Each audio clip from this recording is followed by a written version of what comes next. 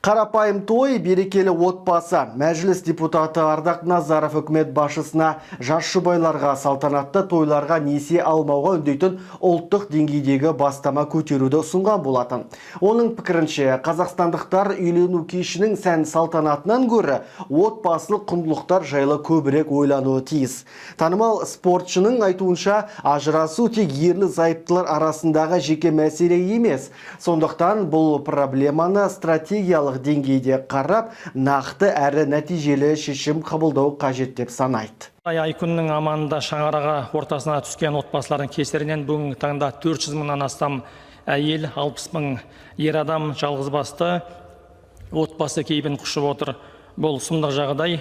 Отбасы ошаққасының түйткіл мәселелерін түбірлі түрде шешпей тұрып, әлемдік трендтердің соңынан аты жөні жоқ алашапқын ілесе берсек, ұлт ретінде үлкен тоқырауға ұшырарымыз анық. Осыған байланысты мәжілісмен билікке қоғамдық қайраткерлерді, дін өкілдерін, бұқаралық ақпарат құралдарын және блогерлерді тарта отырып, кең ауқымды ақпараттық науқан өткізу ұсынысын ортаға салды.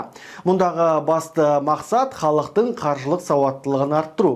Яғни азаматтар той үшін несие алуды тоқтатуы қажет. Өйткені кредит тұрмысты одан бетер төмендетіп, жас отбасылардың ажырасуына әкеп жатыр. Сондықтан қарызды тыйып, ажырасу салығын арттыру керек дейді депутат.